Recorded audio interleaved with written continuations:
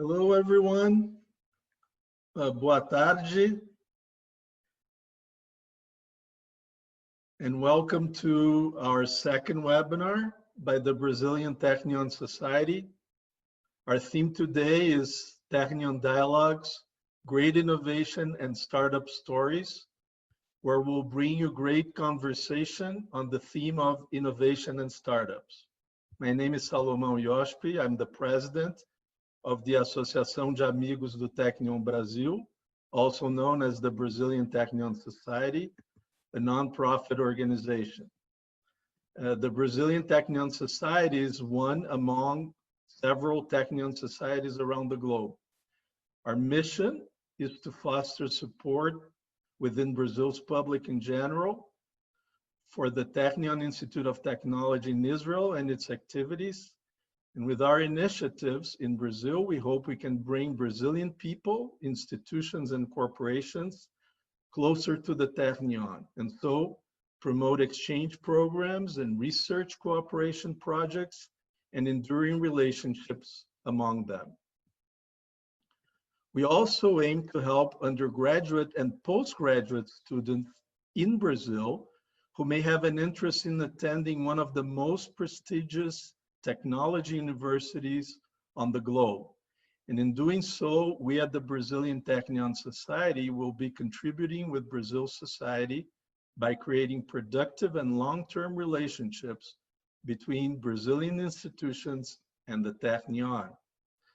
As you know, the Technion Institute of Technology is consistently ranked among the world's top science and technology universities.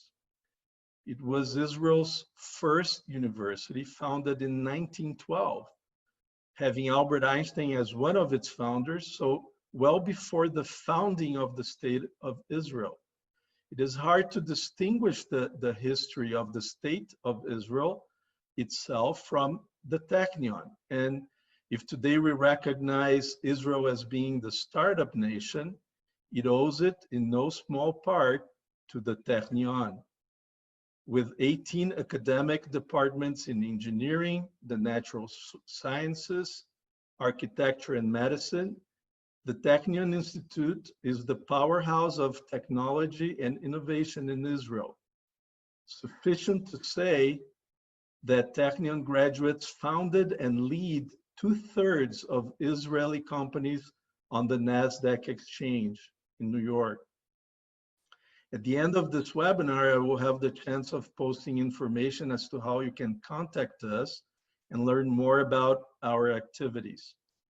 Please know that we'll be providing a recording of this webinar on our social media during this webinar. You can make questions to the panelists by using the chat feature at the bottom of your Zoom screen. We'll try to pass along those questions to the panelists in the last part of our conversation. So in today's conversation, we'll have the privilege to count with 3 distinguished panelists. From the Technion Institute of Technology, we'll be talking with Professor Shlomo Maital. Professor Shlomo Maital is an emeritus professor at the Technion and a senior research fellow at the Samuel Neiman Institute for National Policy Research. He was the academic director of the Technion Institute of Management until 2009, having worked with some 200 companies, including global firms and startups, and more than 1,000 managers and entrepreneurs. For 20 years, Professor Maital was visiting professor at the Sloan School of Management at the Massachusetts Institute of Technology, teaching over 1,000 graduate engineers from 40 countries.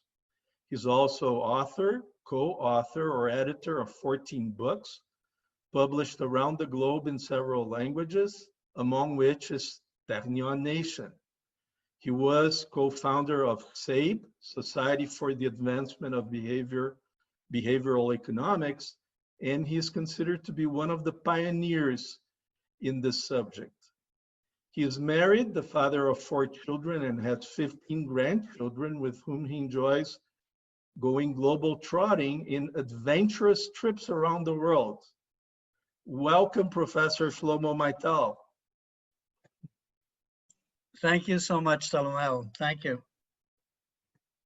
Our second panelist is Michelle Heymann, a Brazilian Israeli entrepreneur, co-founder, chief operating officer, and chief marketing officer of NanoSynex, or NanoSynex, a company founded in 2017, developing disruptive solutions to diagnose antimicrobial resistance to antibiotics in record time.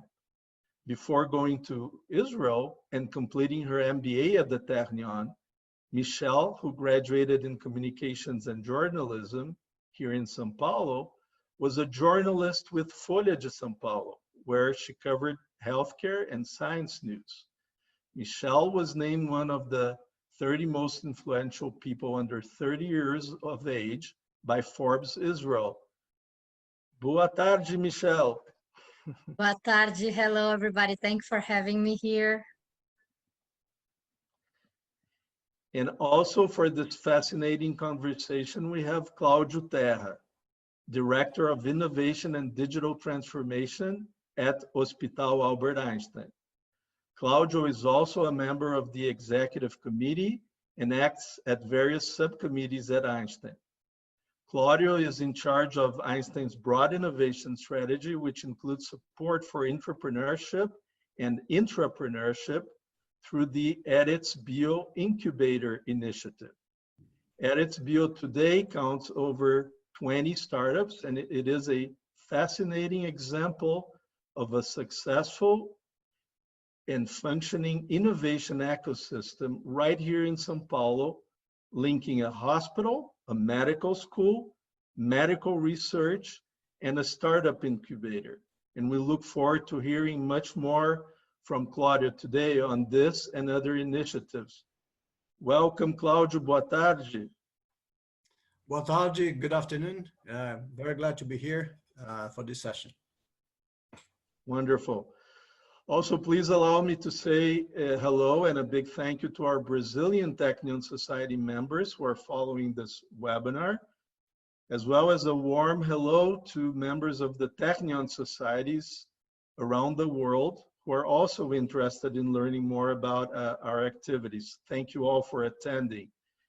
And now I will start this conversation by passing the word to you, Professor Shlomo Maital. Thank you, Salomao. Clarice, can you allow me to share the screen so I can show my PowerPoint slides? Yeah, you can share. Thank you.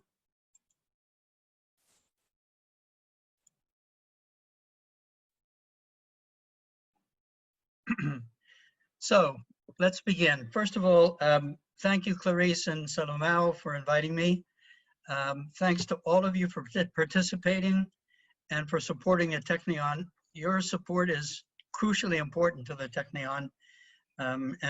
We, on behalf of the Technion, we thank you. I want to talk about how Technion students and faculty combine creativity, ideas, and technology to change the world. Before I begin, I'll just briefly tell you our agenda. So I'm going to talk for only 20 minutes. That's very difficult for a professor, but I will do it. I want to talk a lot about some of the things maybe Brazil can adapt from our experience at Technion, and about Technion-Brazilian cooperation. At 12:30, after 20 minutes, I'm going to interview Michelle Heymann, who's co-founder of NanoSynex, which is an amazing company.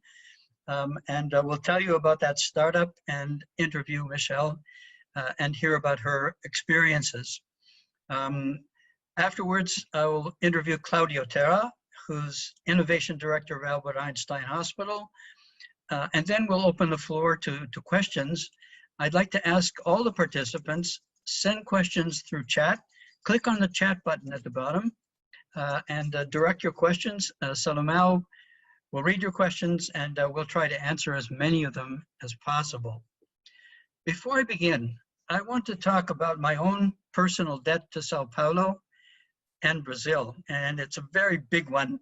And it's the reason why I feel very indebted and close to the people of Brazil, and especially Sao Paulo. My wife and I arrived in Sao Paulo in August 2014. We were beginning a round the world trip after my wife retired. I had been retired for a while. And at our hotel, we woke one morning and my wife was deathly ill.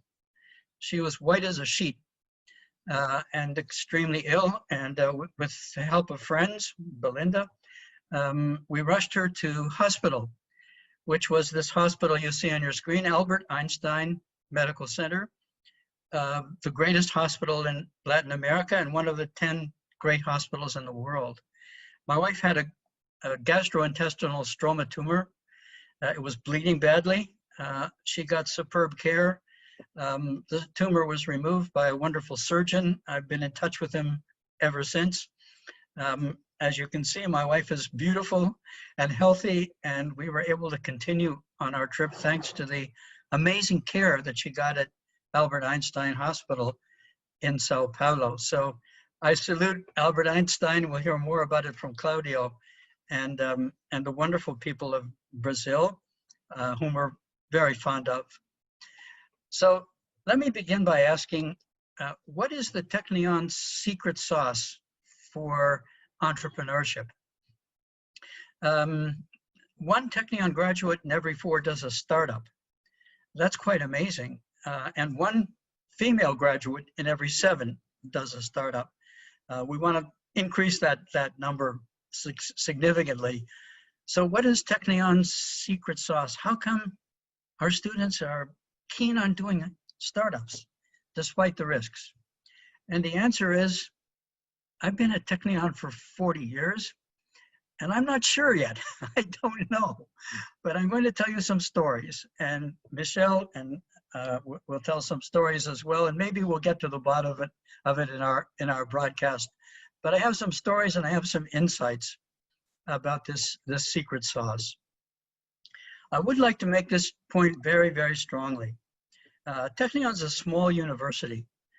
We graduate 2,500 or so plus undergraduates every year. That's not very much. Over the years, you know, Technion was founded in 1912. Over the years, we have graduated over 100,000 scientists and engineers, and they have changed Israel and the world. Startup nation, Israel, high-tech industry was born at the Technion. We even know when and where. It was born in the lab of Yitzhak Kidron in 1973 in his microelectronics lab. Our defense R&D, Raphael, needed an infrared sensor for the nose cone of air-to-air missiles. No one would sell it to us. Kidron designed it in 2 years and came up with a superb product. And according to Amos Horev, famous president of the Technion and a general, retired general, you can't imagine how important that was for our capability in that area. And Kidron's legacy was that we realized we can do it. We got the self-confidence to realize we can make advanced technology even when other countries won't sell it to us. And the rest is history. So later when we interview Claudio, we're going to talk about a future partnership, which is almost going to happen between Technion and the Technion Rappaport Medical School and Rambam Hospital, which is the teaching hospital, and Albert Einstein Medical Center in Sao Paulo. And we look forward to that cooperation, which I think will be very fruitful, and we're trying to move it along. We'll hear more about that from Claudio. So we have this terrible pandemic in the world with coronavirus. I'd like to make this point that Technion has 30 labs. And although the Technion ended formal teaching in March, when the country went into lockdown, the Technion's labs, we have 30 labs, and they are functioning day and night ever since. And all our great scientists and our students, our graduate students, our postdocs, they're all working really hard to find creative answers to the novel coronavirus pandemic. Now, on the screen in 8-point, which you can't read, there are 41 developments, innovation, creative ideas that have come out of those labs in the past 2 or 3 months. And some of them are quite amazing, from biomedical engineering, industrial engineering, computer science, from biology, vaccine development, therapeutics, drugs, equipment. 41 amazing creative ideas that could help fight the virus and change the world.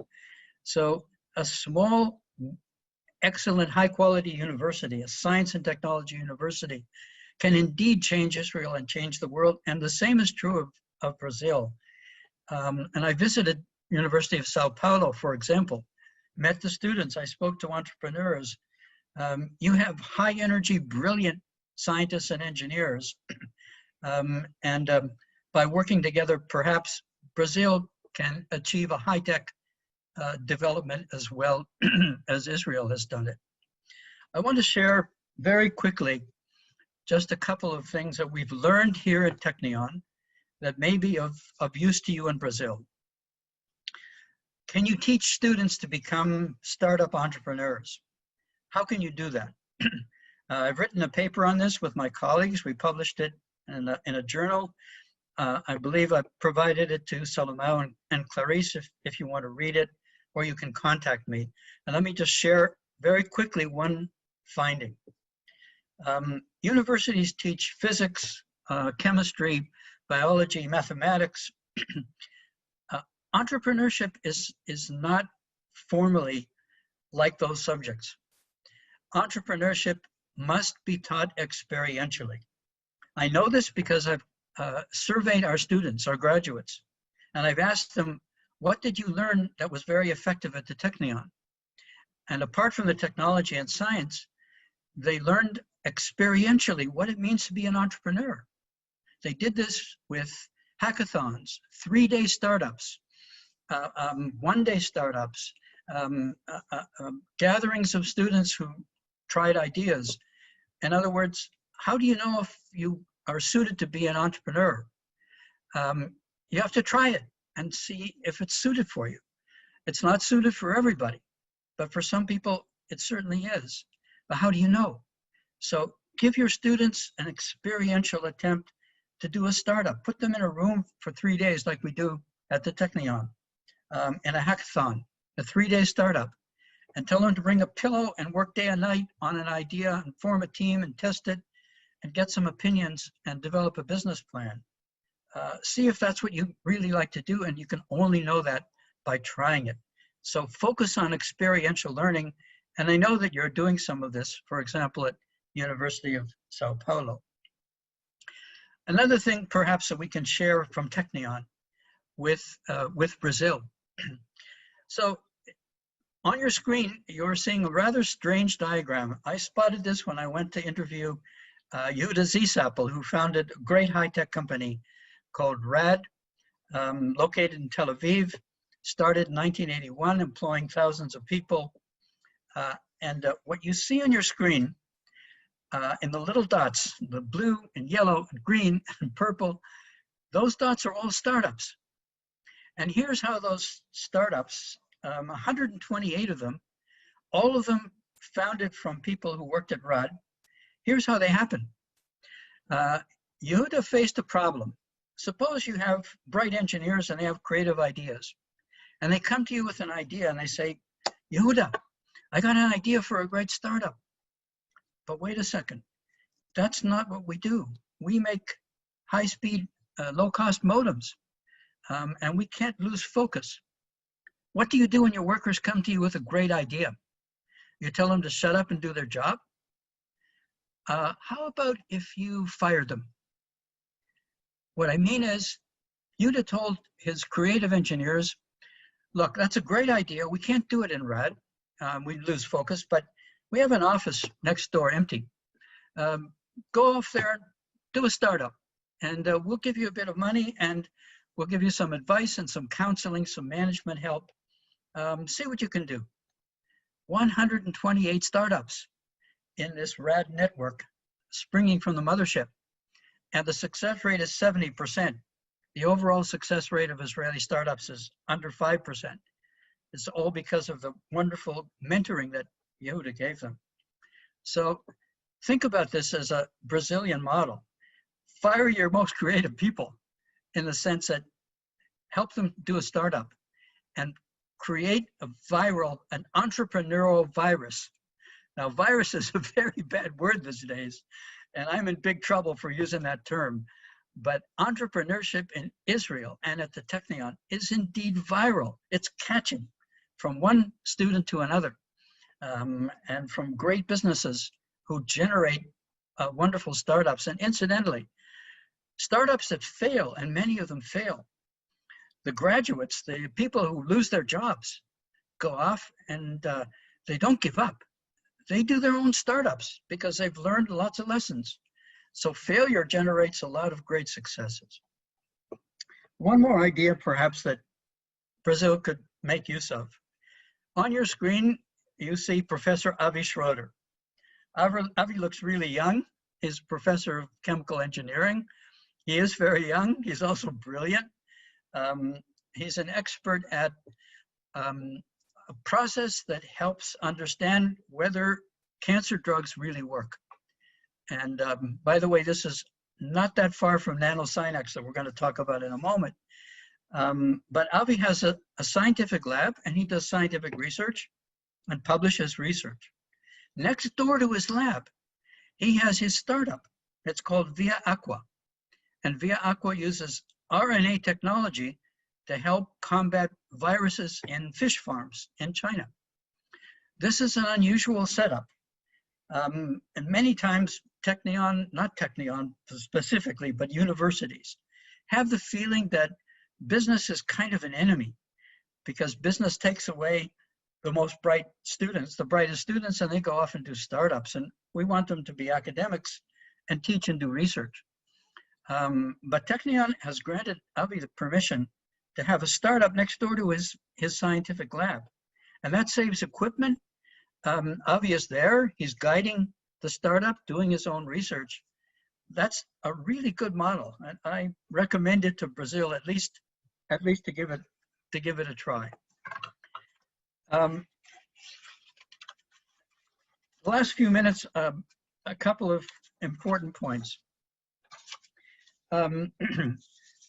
The first point is that startups are very, very risky.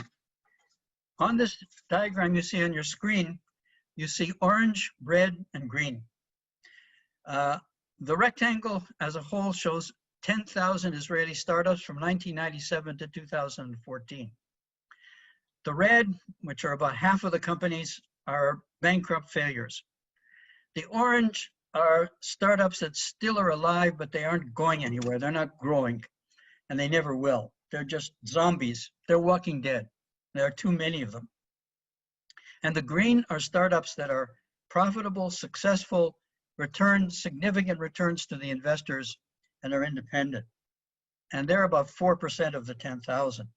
So the failure rate is enormous, and it could be reduced if we could simply get some time to teach some business tools to our Technion engineers and scientists. We'll talk with Michelle in a moment. Michelle is a graduate in management, not in technology. She has learned how to manage, and I think this is crucial for a startup.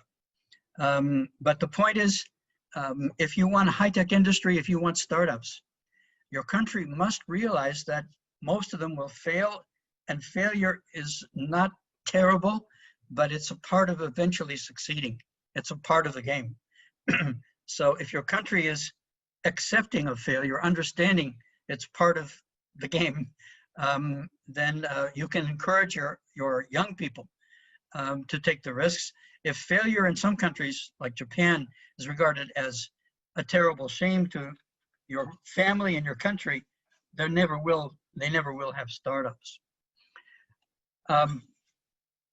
2 more minutes, and I will turn to our interviewees, Michelle and Claudio. On your screen, you see Yehuda Sabiner. And we at Technion are very, very proud of Yehuda. Yehuda is the first Haredi, ultra-Orthodox graduate of our medical school, Dr. Yehuda Sabiner. And he is Haredi, ultra-Orthodox, remains so, and he is a medical doctor.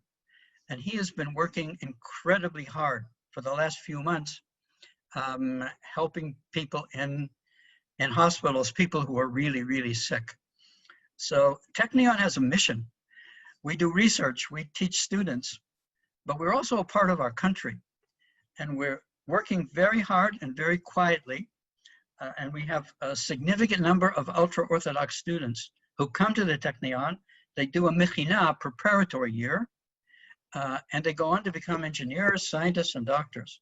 And we're very proud of that, and we're expanding that program. That's enough for me, and I've run out of time. So I'm going to introduce our first panelist, our first interviewee. And her name is Michelle Heymann. She's a graduate of my faculty, Faculty of Industrial Engineering and Management. And let me tell you about her startup very briefly, and a personal note. So I recently had dental surgery, and after the dental surgery, I was given antibiotics. That was fine. That's standard practice. I was sent home with a box of antibiotics. But the dentist had no idea whether the antibiotics were effective and whether they really would kill any germs that happened to be in my mouth. NanoSynex is a startup emerging from Technion, from a lab that I'll describe in a moment. And it can check bacterial resistance to antibiotics very quickly, very safely, using modern techniques, based on a discovery from the lab of Professor Shulamit Levenberg, who was Dean of Biomedical Engineering. And the test will help doctors to understand, to determine what's the best antibiotic to treat their patients. And I think this can be life-saving at a time when an increasing number of germs are resistant to antibiotics. So we're going to talk to Michelle, and just in a moment before we do that, I'd just like to mention Michelle's mentor, the lab from which the idea came, Professor Shulamit Levenberg.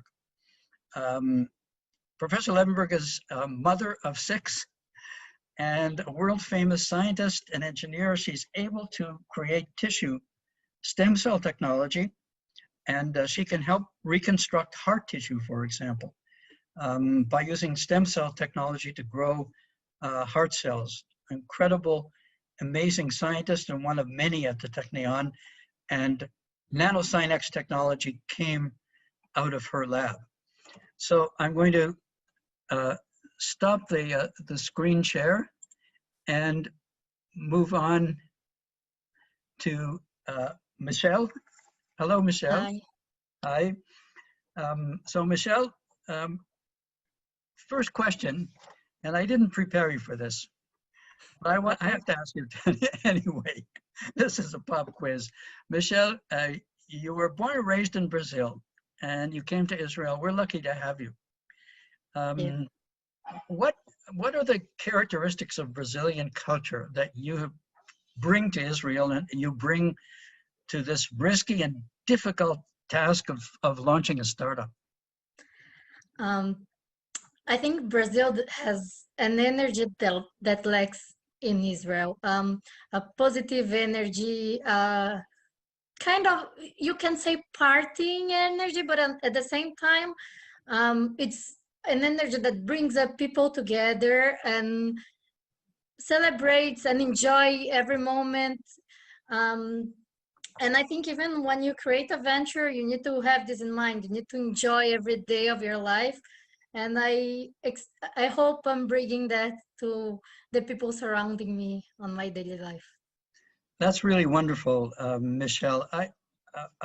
From the people I've known in Brazil, Brazilians are like Israelis in that we have lots of crises, lots of challenges, and we're pretty resilient. We're like the palm trees. In a severe wind, the palm trees bend and they come back. And they come back. And I think Brazilians are like that. And I think Israelis are like that. And boy, you really need that when you're launching a startup, right? Yeah, and you need that when you live in Brazil, when you have all the political issues there, and when you live in Israel, when you have all the instabilities and surprises that can arise. So Yeah. that's the reason. So, professional question now. So, I mentioned that a lot of Technion graduates do startups. Most of our graduates at Technion have no clue about business. I haven't been able to persuade the deans to squeeze in a bit of time to understand some economics and accounting and management and HR. So they graduate without any knowledge of economics or business and launch a startup anyway.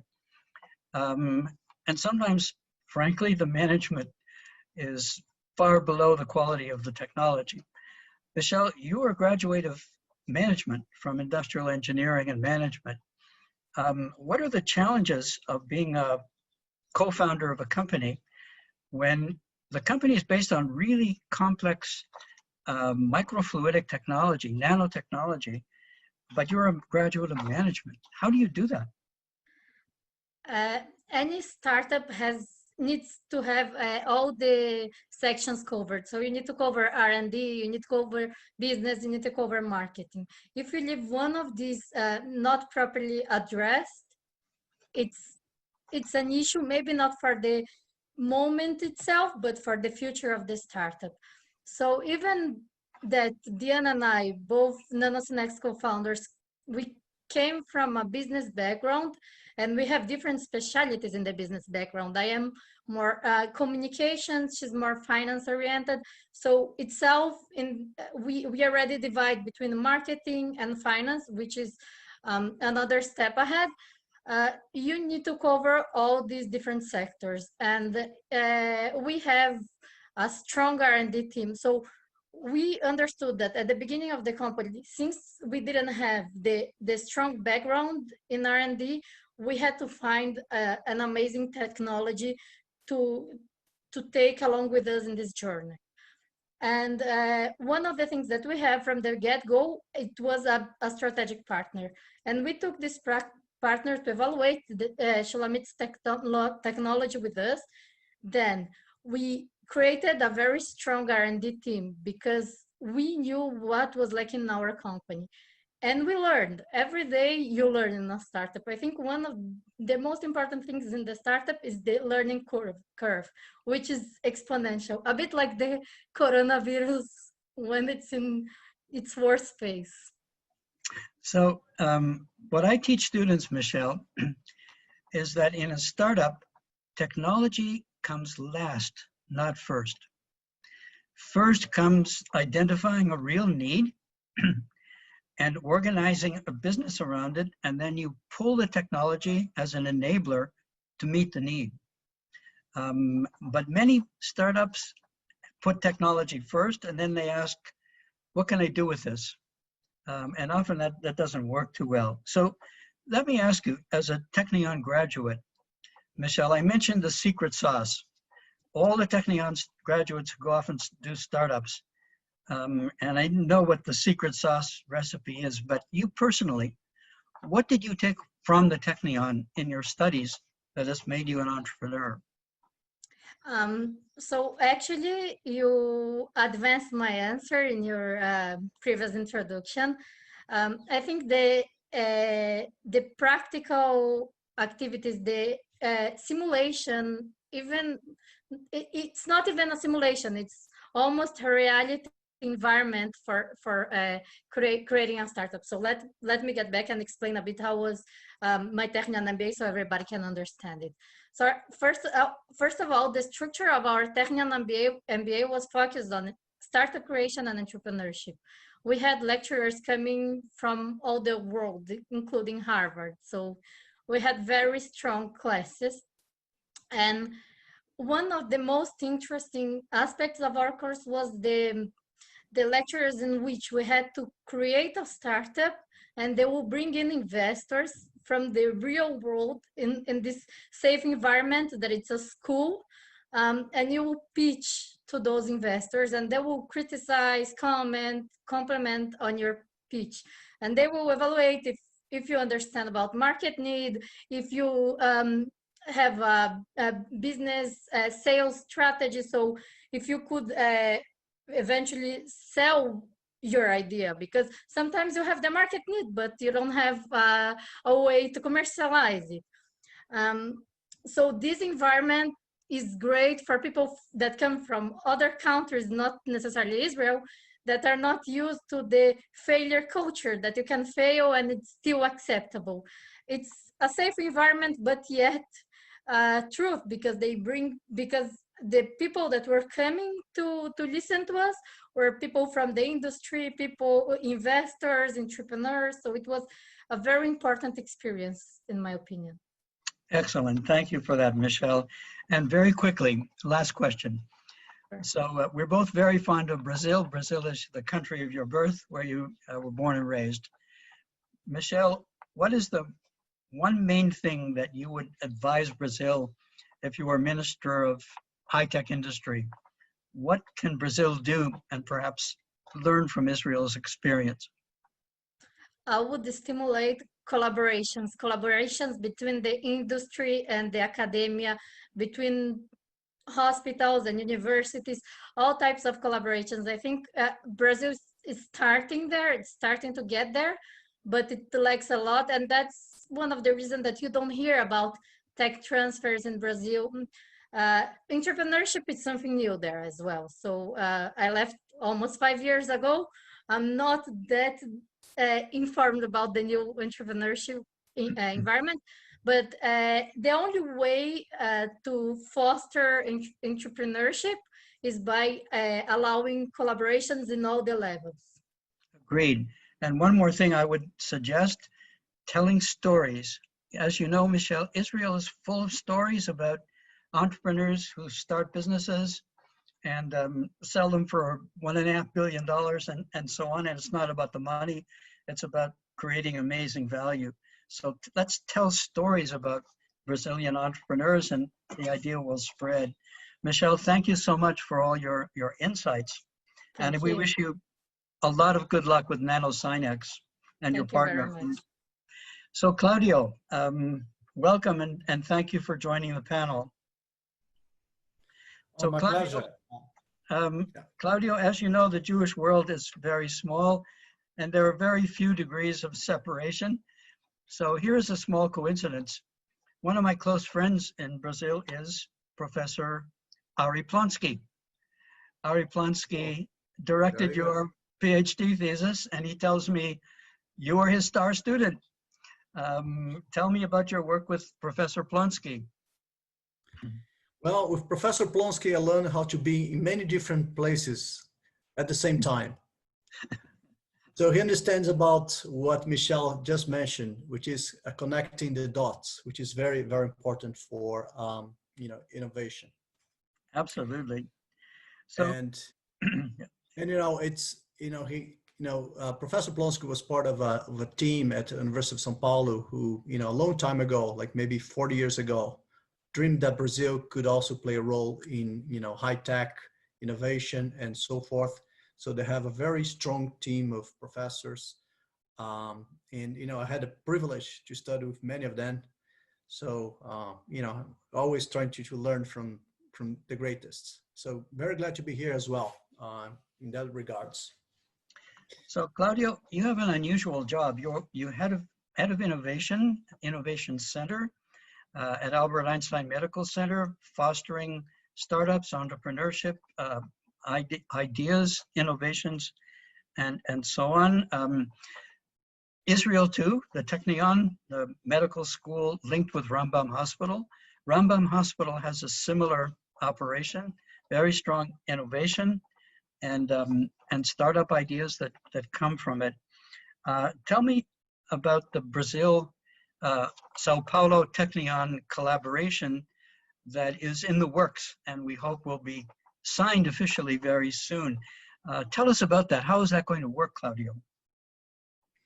Well, it's interesting. I'm just responsible for a small part of the whole ecosystem of Einstein, which you mentioned, has to do with innovation, entrepreneurship, collaboration with industry, pharma, you know, the word ecosystem, it seems simpler than it really is, because, you know, it takes a lot of,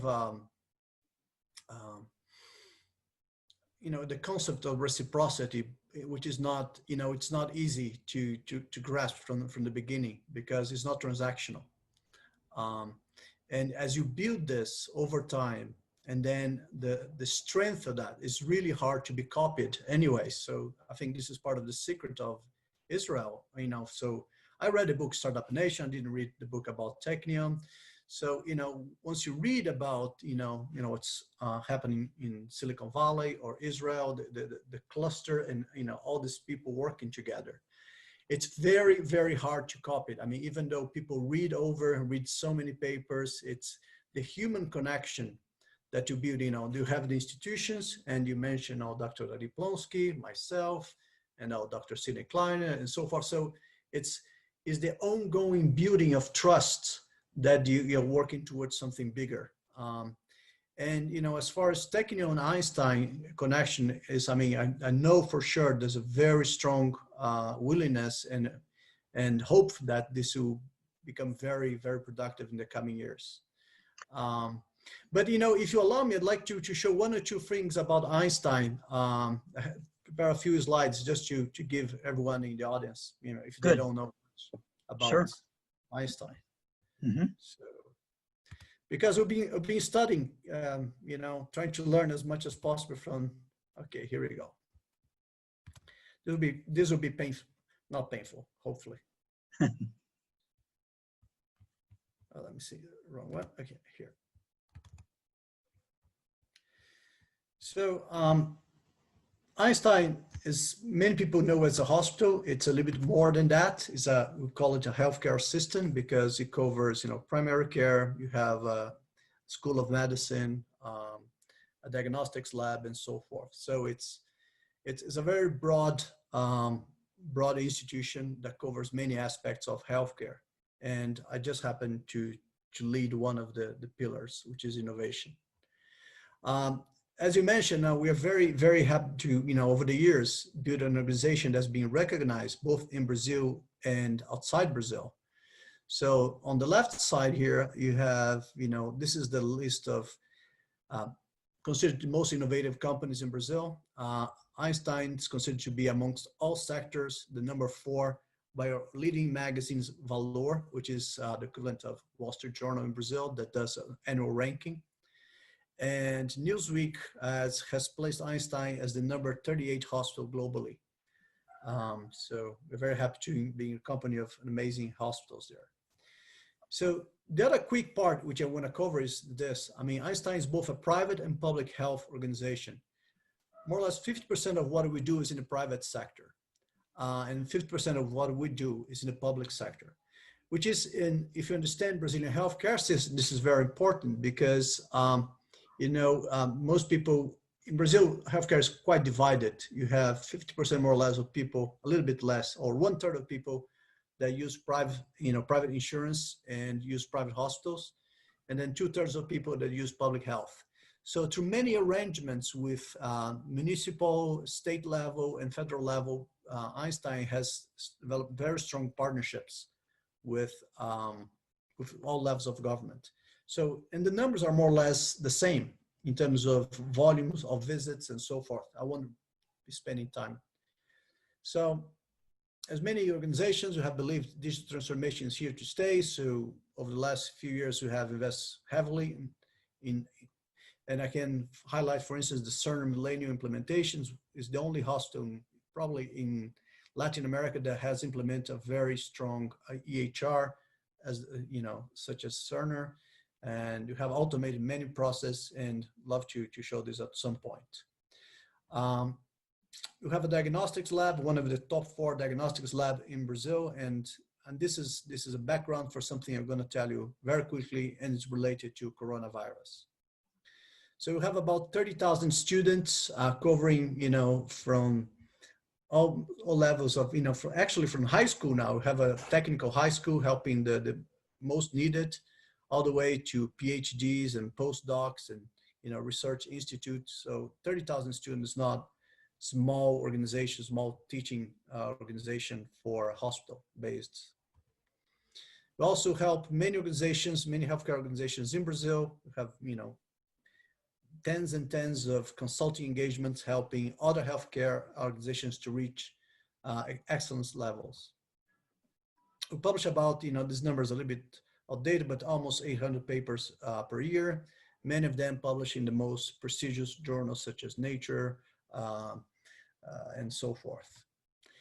But, this is all of this to come to Erestz.Bio, which is our incubator. So it's more than an incubator. Actually, more and more we call it an ecosystem of entrepreneurs, and they believe innovation can transform healthcare. So we actually have over 60 startups that we support now, or have a strong relationship with Einstein. Most of them are in digital health, which is the latest trend covering, healthcare in Brazil. But we do have a fair number of companies in biotech and medical devices, and all of this has been grown over the last 6 years. And we were quite inspired by, what we learned in Israel. I had the opportunity to go there a few times to visit some universities, some, hospitals, and to learn how the ecosystem works. So it was much better than just reading about it. So it was very inspirational for us. And as some of you mentioned, it's much more than supporting startups. It's about working with all sorts of players to develop technology. So we have, partners in our innovation lab, our own internal innovation lab. We also work with high-tech, small, medium enterprise partners. We have a number of pharma companies and other large-scale global organizations that support our incubator. And many of those, companies such as IBM, Microsoft, AWS, and so forth help a lot of our entrepreneurs as well. What do we do to support them? We call this the wheel of fortune, or the wheel of hope. When you start a company, as you said, there are many hopes, and sometimes they don't quite turn out to be good. But anyway, so we help companies from across the globe. It's not only these companies, but now we do more and more supporting startups, including from Israel, from the US, Canada, Argentina, Chile, to do pilots at Einstein. We also do a lot of research and technical validation projects. We provide access to our infrastructure so they don't have to invest in CapEx, equipment. We also develop. Can I ask you, could you be of help to Michelle's company, NanoSynex? Is there a possibility? Absolutely. This is what we do. I mean, this is one of the things that the idea is to we develop this wheel of fortune, and for each one of those, I won't spend a lot of time reading this, but this is exactly what we do. We do code development, do validation. We help with regulatory issues. We help with IP issues, and also bring a host of entrepreneurs and to work together. So we call it peer mentoring, which is for us very important. So Michelle, you have a contact, Claudio, and perhaps we can bring NanoSynex to the benefit of Brazil. Claudio, we're sort of out of time. Can you sort of sum up? Yeah, no, very quickly. So this is, like many incubators, I just want to give one piece of news. Because, like many organizations have been trying to learn as much as possible about how to face coronavirus.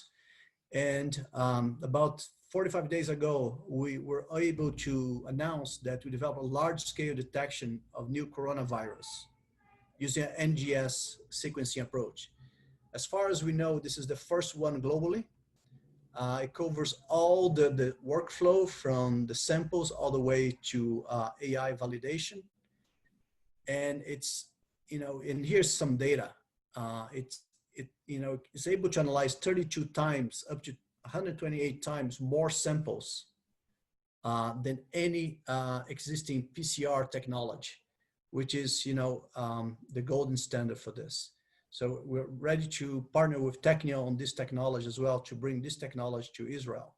Wow. So for once, try to bring some technology from Brazil to Israel, which is not the common flow, right? So this is it.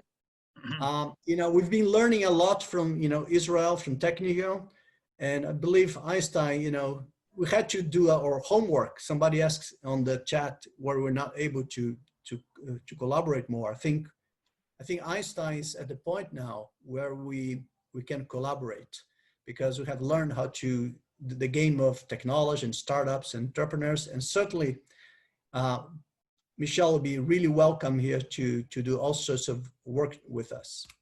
Thank you, Claudio. Thank you so much for that, Claudia. That's quite amazing. I want to share a small story, and we'll end with that because we have a lot of questions from our participants. So we have a brilliant Christian Arab scientist named Hossam Hayek from chemical engineering, who once read that dogs have sensitive noses and are able to sniff the presence of cancer, dogs. And he decided, maybe we can build an electronic nose that does the same. And it sounds impossible. It's classic Israeli startup stuff where you take on the impossible and make it happen. And he succeeded. That technology is now part of a startup in the Galil. It's run by a friend of mine, Oren Gavrieli, a Technion graduate. And they are using the technology to sniff the presence of COVID-19 virus. Simply sniff it from what we breathe.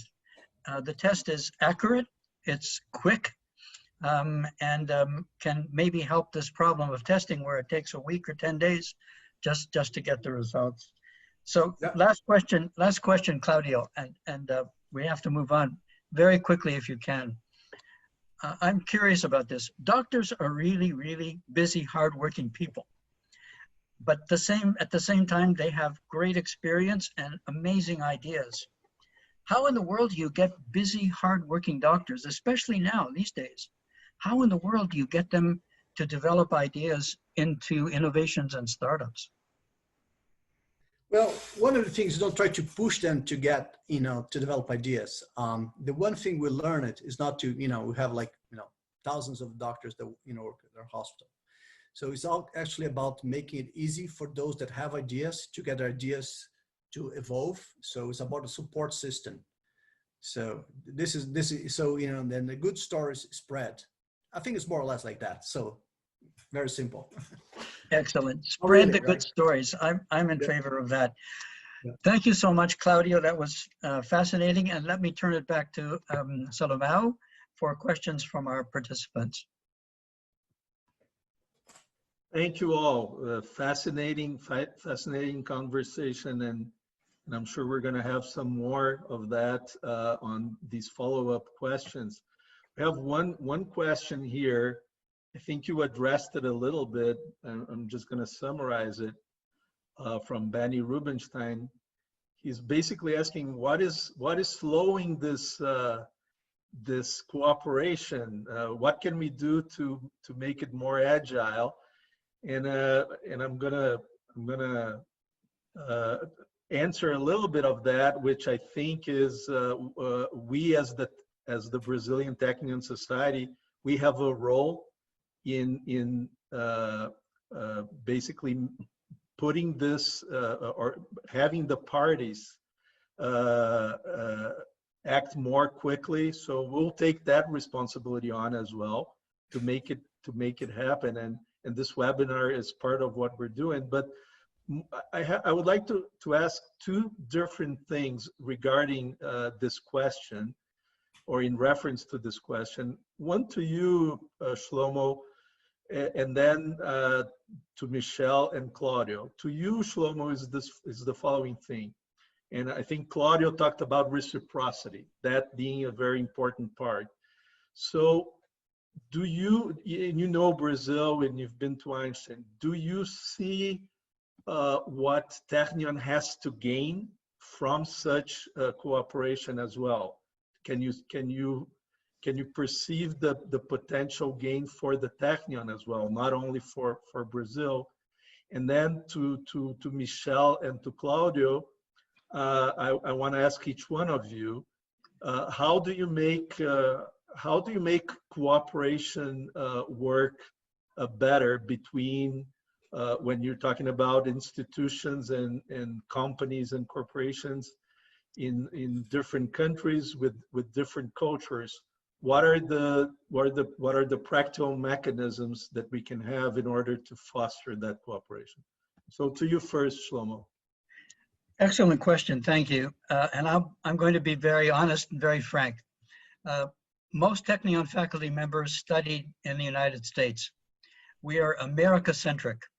We travel to America, we go to sabbaticals, we publish in their journals, we co-author with Americans. Technion people are not that aware of Albert Einstein or of Sao Paulo or of the brilliant ideas and research coming out of Brazil. We're just not that aware of it. We have to work much harder to broaden Technion's perspective and make them aware of the excellence at Albert Einstein and the papers. It's basically a little bit of a PR problem, and we're working on it. But that's the answer, Salomao. We look to America for funds, for help, for research, and so on. Once the Technion is aware of that amazing excellence of Albert Einstein, things will move much faster. We'll turn that around. Yes, we will. Michelle and Claudio, if you could talk a little bit. Well, I think initiatives like this one is part of it. From what I've learned, it's not about one contract. It's not about an umbrella contract that to get institutions to work together. It's about the micro work of people working together at different levels. For instance, I can give you an example. I studied most of my life at University of Sao Paulo, right? And so I have established a few agreements with the University of Sao Paulo, even with the engineering school where I come from. Not in the end, you can say, well, we had an agreement with the engineering school. Yes and no. I'd say you have an agreement with some departments and professors. And then this builds into something bigger, of course, over time. Because at the end of the day, it's about the constancy of people working together and getting results and trusting each other. Even if you're 15 minutes, away from each other, which is in the case of University of Sao Paulo and Einstein. And I think it's the same here. There's the jet lag, but I think we can work together. Everybody's in Zoom now. Doesn't matter whether you're 15 minutes away from driving or across the globe. So. Yeah, what Claudio brought is quite important, is the communication between people, a collaboration, and then is between institutions, but who make it happen is the people who communicate between them and who set the terms. Nanosynex doesn't have a lot of communication with foreign organizations, but in Israel, for instance, since we are a tech transfer from the Technion, from the get-go, we had to deal with institutions, to negotiate, to communicate. So I can say that the base for a good partnership is the communication and the people involved in this partnership as well. Nanosynex wouldn't exist if we wouldn't have taken our technology from the tech transfer, if we wouldn't have been at our first year in the Drive Accelerator, which gave us our first infrastructure financial help as well. So for those collaborations, it's also important to understand what do you need and what does the other side needs. And many times it's different things. I'm sure Shlomo can talk about negotiation and communication skills much better than I.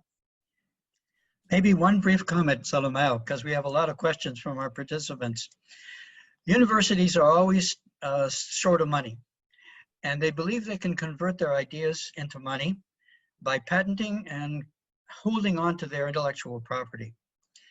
And frankly, the Technion tried that for many decades. And we have a new policy now. And the policy is that technology is like love. The more you give, the more you get. We do the technology transfer through the brains of our students who do startups. And we have to encourage that. That's the MIT model.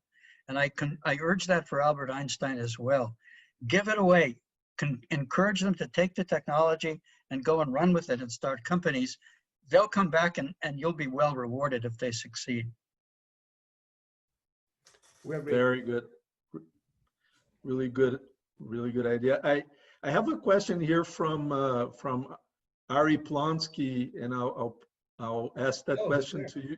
Yeah, I'll ask that question to Professor Shlomo Maital. He recognizing how diversity is important in this entrepreneurial ecosystem, if we want to call it this way, that diversity being a strength, not a weakness to the system. He would like to ask you about women and ultra-Orthodox, and also the Arab community participation inside the Technion.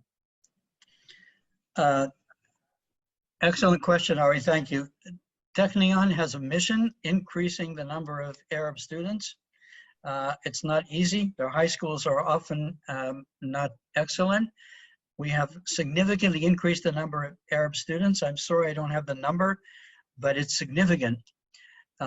We have Ethiopian students that we welcome.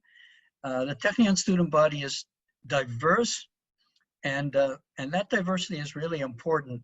Israel's high-tech industry occurred because we got 1 million Russian immigrants. The Russians have changed our country. They're superb engineers, and Russian schools were superb. So all of this aliyah, the melting pot, the Russians, the Ethiopians, the Moroccans, the Tunisians, the Iraqis, Americans, North Americans, Brazilians, they all are thrown into the pot and they all bring something.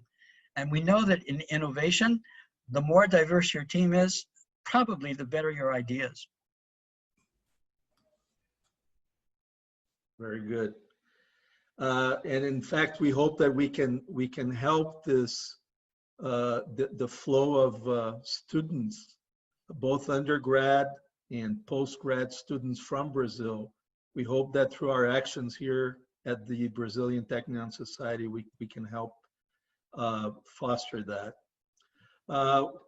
We have one question here, Claudio, specifically to you, is about the budget for Erestz.Bio.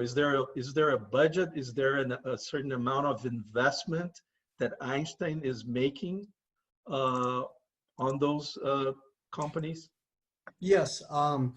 So I didn't mention this. So we have a relationship with 60+ startups that are part of our ecosystem.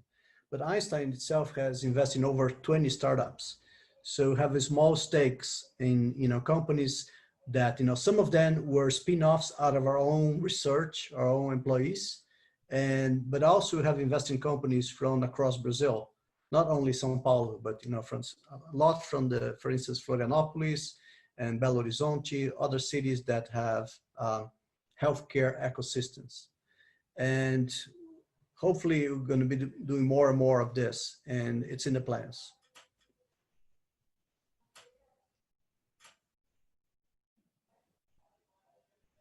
You're on mute, Solomon.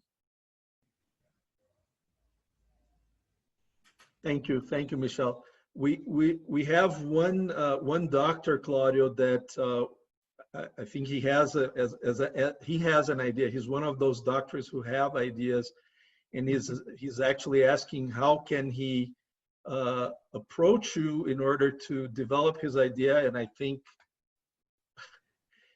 that's super easy. I mean, you can find me very easily, LinkedIn, through you. And it's not only through me, but there are many channels through our website, Erestz.Bio. So there are many channels to get ideas supported. Okay, wonderful. So please use our contacts at the Technion, at the Brazilian Technion Society, and we'll get in touch with Claudio. I have one question to you, Michelle, specifically. Do you, living now in Israel, and talk a little bit about what Professor Shlomo Maital said about the acceptance of failure. We know trapeze artists in a circus, if they know they have the net below them, I think they're going to dare more and do tricks that are probably more, that are riskier and will enchant more people if they didn't have. So question to you is, what makes this acceptance of failure a factor in a culture, in a country? Is this just cultural, or is this also because there are mechanisms for people, if they fail, to start over? Uh, it's cultural, but because there is the mechanism that if people fail, there is a whole support to start over, and they don't see it as something negative. So let's say in the Brazilian culture, at least the culture of at least 5 years ago, it was very common that if you fail and fail again, you won't find support around you. And in Israel, I think one of the reasons that if you fail, you still find support, it's also because of the societal level, is that social classes are more stabilized. I think this affects the way that everybody treats the other, and the army also, that everybody starts from the beginning. So once you go to the army, everybody's the base soldier together, and people are allowed to grow, and they grow, they fall, and they grow again, and then they go to the university, and again they have another opportunity. So I think the Israeli life allows people to try again and again many times. And just one addition to what Michelle said, which is accurate, and that is the venture capitalists. The venture capitalists who put money on the line, they know, they understand, if you have done a startup and failed and done it again and failed, the third time you are much, much wiser.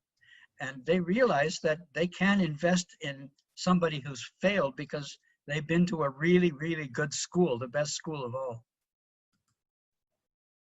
Wonderful. That's great. Thank you.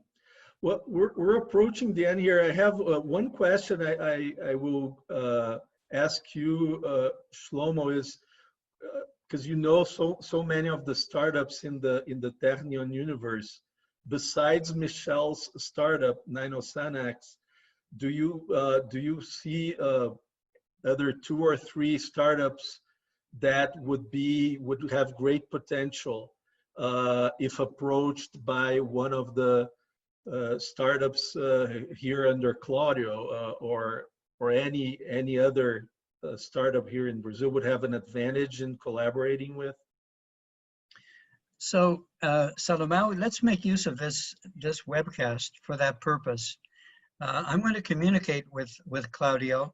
I know the Technion very well, and the people. Claudio, of course, knows his hospital and the creative doctors very well, and we will do some matching. It will take some work and some communication, but we're going to tackle that. Is that okay with you, Claudio? Absolutely. There's great hopes for great accomplishments together. I think we'll start, Claudio, because of the pandemic. We'll start with the 41 developments that I showed you, the 41 innovations from Technion Labs that are related to the pandemic. We'll begin with that and see if there's room for collaboration. And especially important, I heard some amazing ideas from Albert Einstein that could be very, very helpful to Israel. So this is a two-way street. This is not a one-way at all. Wonderful. This is wonderful. This is great. And I think we're turning this live webinar more than just a show. Really, we're turning it into a tool for development of hopefully very exciting ventures. This is Absolutely. wonderful. I would like to ask each one of you for a final word. I thank you so much. It has been a real privilege, interesting, fascinating, and also each one here listening to you knows the potential that we have together between, in terms of collaboration between Brazil and Israel, of course, and the Technion is especially. Michelle, I'll pass the word first to you, then Claudio, then Professor Shlomo. Thank you very much for the opportunity to talk about my two nations, Brazil and Israel, and my passion on entrepreneurship, focused on healthcare. And I really hope this partnership of the Technion and the Einstein will work. I know both institutes, and I think it's an amazing partnership. Great. Very quickly, Michelle, you know, please send me a message afterwards. Love to see how we can work together. Sure. And one message for, you know, people in Israel, they're seeing this for the first time, you know, learning about Sao Paulo. It has improved a lot over the last 5-10 years. There are quite a few unicorns coming out of, especially of Sao Paulo, which is quite a become quite a hub for innovation and entrepreneurship that goes beyond healthcare. So we're catching up, trying to learn as much as possible, try to be with the best. So there you go. So I have one small word of advice for Brazil. I began by asking, what is Israel's secret sauce? What is the Technion's secret sauce for innovation? And I said I didn't know, but I think I know one important ingredient. Israelis believe they can do it. They tackle really, really hard things. And when our students tackle these things, they're confident that they can do it, even when everybody tells them this is impossible. I know Brazilians are brilliant, educated, talented, innovative, creative. Maybe you need just a little bit of that Israeli arrogance to believe that you really can do it. That's a vital ingredient. Maybe we can work on that a little bit. Sure. Wonderful. Nothing better than to end this live webinar with chutzpah, right? Exactly. So, chutzpah. Chutzpah, yes. Wonderful. Again, I would like to thank everyone. I would like to thank everyone who has followed us, and looking forward to seeing you in our next webinar. Some of the questions that we couldn't ask, we will forward to the panelists in writing because we didn't have time here to address all of them. Thank you so much. Have a wonderful rest of this Sunday. Bye-bye. Obrigado. Bye-bye.